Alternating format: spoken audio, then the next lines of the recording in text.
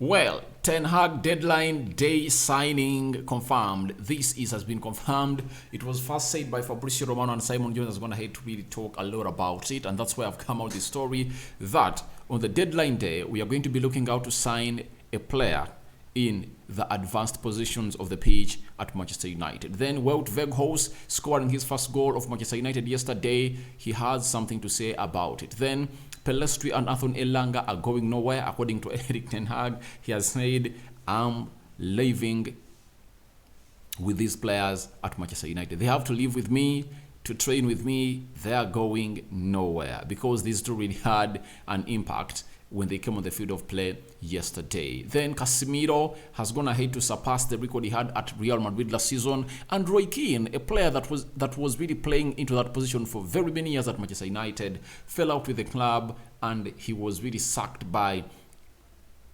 Sir Alex Ferguson. Has gone ahead and really talked a lot about Casemiro as far as that position is concerned, because it has been really deficient for a very, very long time. Even if Curry came in through, played there, but I think ever since Roy Keane left, this is the best CDM we've ever got ever since his departure. Rock and David is my name. Smash the like button, comment and share. United Matters channel is the YouTube channel that you are watching me on. So let's get rolling. Yesterday we won, and obviously we are gearing up for the game on Saturday. I think we're going to be playing a side called Reading at Old Trafford. The manager now has a chance to really make some rotations, because I don't expect Ten Hag to come out through and really flaunt De Gea, Bissaka,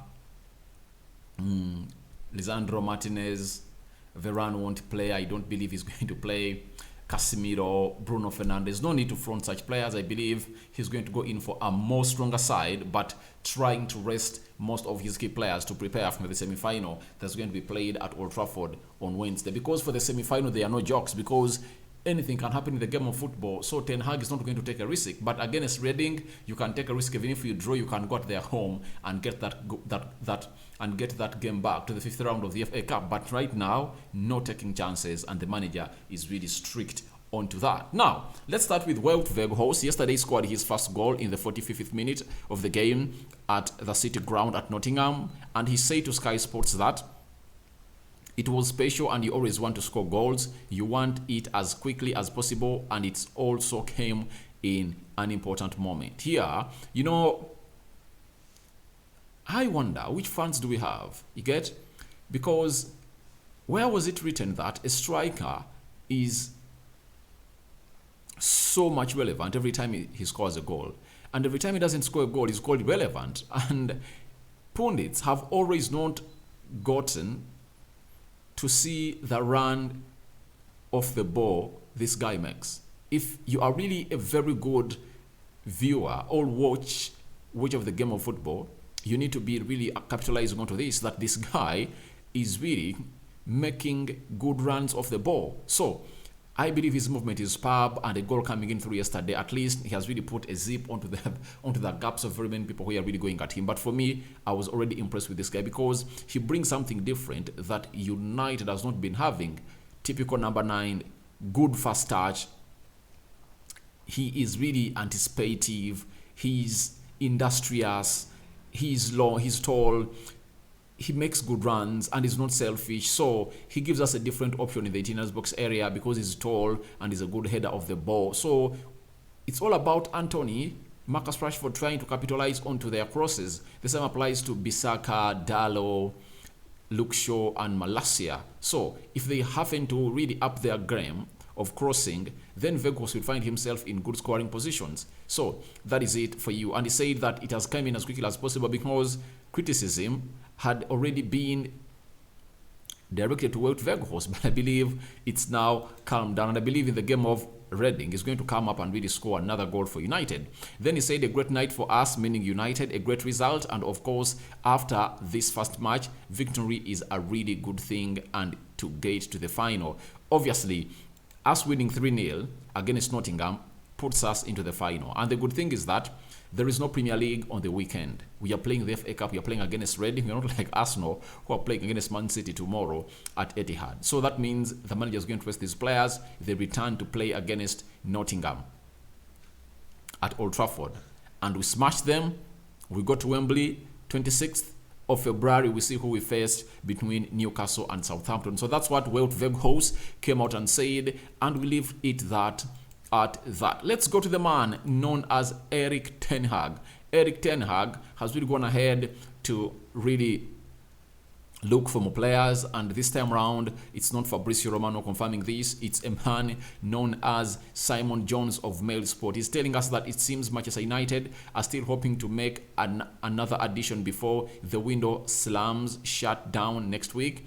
Manchester United are still looking to add another forward on loan in January. Now,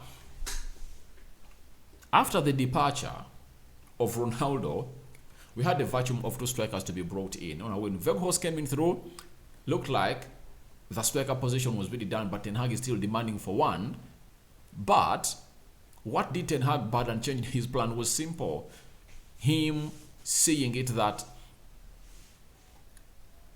Donny van de Beek really got an injury. So he is really looking in for a player to play in the forward positions of Manchester United.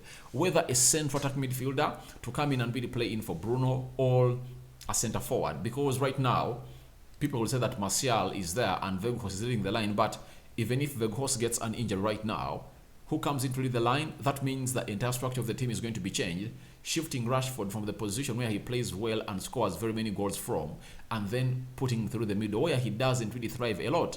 So I believe that a player that is going to be brought in should be playing as a cam and can play as a number 9 for Manchester United. So I believe there are very many options outside there. Ten Hag is tasking the board and obviously his scouts to go out and really let him know which players can United get on a cheap, not buying, but on a loan. That's it, because for Memphis Depay, we couldn't pay his salary. We could pay 2 million euros to Barcelona to land him to Manchester United, but he wanted a very gigantic salary. And Weghorst is at Manchester United earning close to £40,000 a week, meaning that we are going to go in for a player on loan who is not expensive, but really fits the perfect style of play of Erik ten Hag. And who is it going to be? All of us are really green about this, but you never know. As time goes on, agents are going to go ahead and really provide options. Then we'll see who are going to sign, because in 2020 we never knew that Odion Igalo was there and was willing to come to Manchester United. He was playing for Shanghai Shenhua in China. When United came in through, he said, all right, I can go. So when United provides that opportunity, all agents will look through and say, all right, can I send my player to United on loan? So it's like United sending it outside there to the agents that, please, we want a player, and if at all you feel like your player can come to our side on loan, he signs with Manchester United. We are going to pay his salary for the next 5 months until the summer. So that is for United. They're really looking in for a player, meaning that it's really going to be a surprising player. It's really going to be a surprising player, because when United makes an alarm that they need a player, all agents really feel that. Agents would love to sell their players to Manchester United all loan, because it really improves on their profile and their connections, meaning that when they are really trying to convince other players to join their entry or their companies to manage them, they'll use it as a backup to convince these people that, please, I've been good, I've been doing this for so long, I even took so and so to Manchester United, I took so and so to such and such a club, so be my client. You're going to be in the right hands to really see yourself to the next level of playing the game of football. But even Fabrizio Romano came out and really told us, I think on Monday, that United is really looking to sign a player on the deadline day, because on the deadline day or towards the deadline day, meaning that 29th, 30th, 31st, look onto those days, United is going to really bring in another player, because Ten Hag believes that he needs players to really back up his staff at Manchester United. And God really helped him that Bissaka has really gone ahead to fit well into his team and is playing very well, because Dalot got an injury. So for that, he's not going to sign in a right back. When you look at the CDM area for Casemiro, we are only crossing our hands. And if I told you to tell me which player would you like Erik ten Hag to bring in, I believe we should bring in a CDM to come in and do the needful to couple up with Casemiro. Every time Casemiro, we feel like he needs to be rested, he comes in and really plays that position very well. And for that, if United was really competent, they would have gone ahead to sell Scott McTominay. If they can land in someone on loan, like from any team, and they can really pay a loan fee of like 3 million euros for and get in the player, I think that's better. You bring in the player, sell Scott McTominay at 30 million pounds, then you can really find another player. Even if I'm United, I can get in a player at like 20 million pounds. Look at McCain leaving Juventus. Arsenal is interested in him as going to Leeds also. They want 35 million euros. That is like 30 million pounds. Meaning that if you can sell Scott McTominay and get in McKinney, that is great. But they are not looking to do such deals. And maybe Ten Hag doesn't want to let Scott McTominay go around this time. But I believe us getting in a CDM would have been the best option, because every time you're not having Casemiro, we really look vulnerable. So let's wait and see who that deadline day transfer signing is going to be. But Fabrizio Romano has hinted about it, and even Simon Jones of the Mail Sport has gone ahead to hint about it. Now, again, the Mail Sport has confirmed to us that this man called Erik Ten Hag looks like he is not allowing any player to leave in the January transfer window. And he's telling us that United boss Ten Hag is reluctant to allow any players to go this month, despite Pellistri and teammate Anthony Elanga pushing to leave for more game time. That is it. So Ten Hag doesn't want Pellistri or Anthony Elanga to leave. Ten Hag is yet to decide whether Facundo Pellistri and Anthony Elanga can leave on loan this month to gain more playing minutes. So it shows you that this time the manager doesn't want to see these players go. Pellistri came in through and really played very well yesterday. You saw his intensity. You saw how he really played. And Ten Hag himself has gone ahead to say the following about this player known as Facundo Pellistri. And this has been reported. This is what Ten Hag said about Facundo Pellistri, meaning that he's not allowing him go. Ten Hag says he believes Pellistri can offer verticality to Manchester United. Said he can receive between the lines and run in between defenses. Enjoyed his cross on the right that just missed Weghorst. When he pressed on whether he's in his plans for Reading, he said yes. He has to go over things. So it shows you that Ten Hag wants Pellistri here.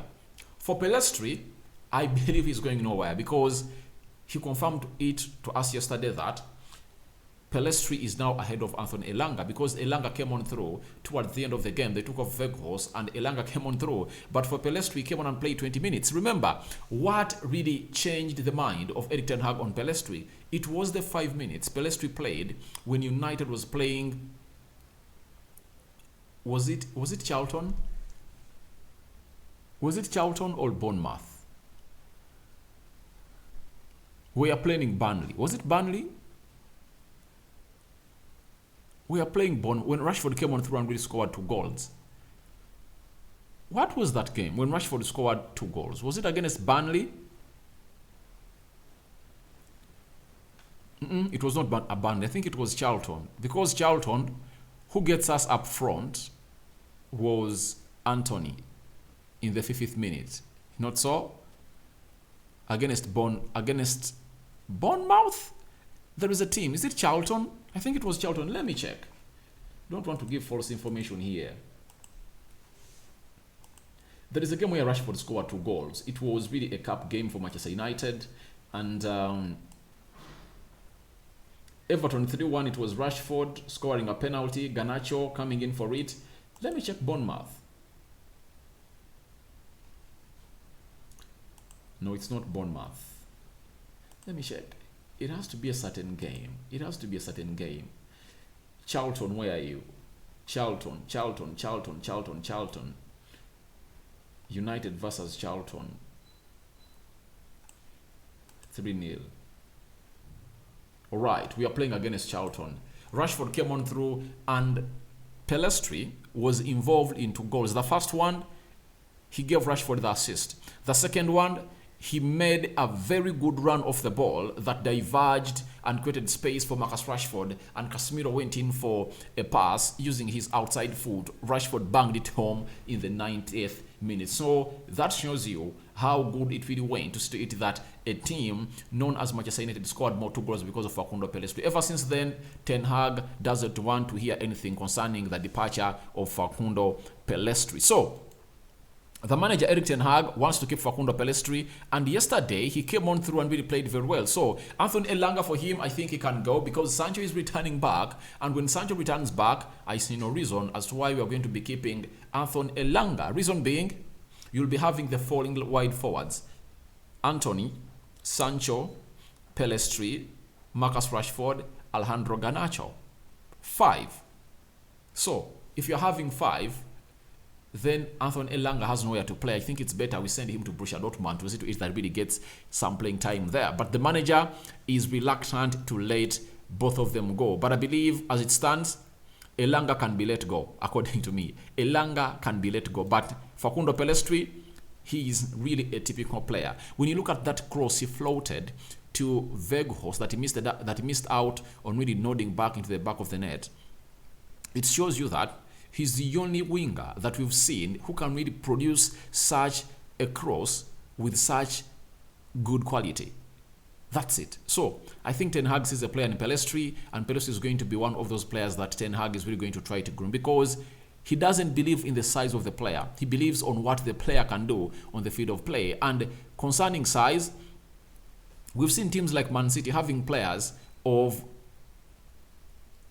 low center of gravity, but they've gone ahead to really look great and thrive. So Pellistri is going nowhere. Yesterday, Casemiro played very well, and this is something that Statement Dave went ahead to let us know about the game that Casemiro did yesterday. He told us that Casemiro now has 7 goals plus assists for Manchester United so far this season. That's 2 more than he managed for Real Madrid all of the season, meaning that he's having 7 goal involvements. Remember yesterday, for the goal of Marcus Rashford, he's the one responsible for the assist. The goal of Wout Weghorst, he passes in Anthony. Anthony goes in for a lifting touch, and then he snaps that ball.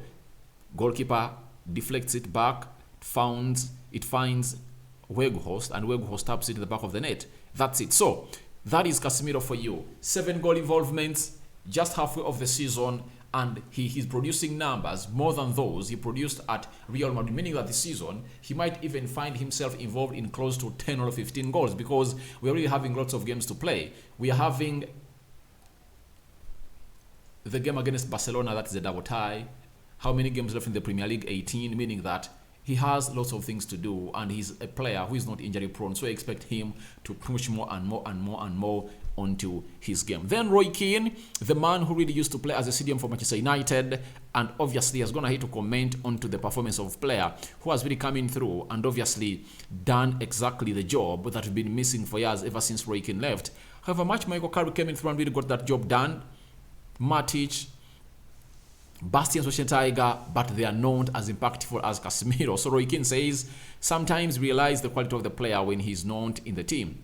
Great players have an impact on games. That's been a lot of talk about his defensive qualities when he arrived, but he's also good offensively, meaning that he does 2 in 1. That is Casemiro. He gets that ball from the back 4, creates assists, and obviously has secondary assist onto his game. So he's really great that he initiates attacks. Look at the goal United scores against Man City, the first goal. It's Casemiro who really lays that pass, and Rashford runs towards it. Bruno comes in, hits it into the back of the net. So it shows you how important he is to our team. And even the former captain, I think is the most decorated United captain, known as Roy Keane, has gone ahead to really confirm that in his own words. So your reactions to Ten Hag deadline day signing confirmed.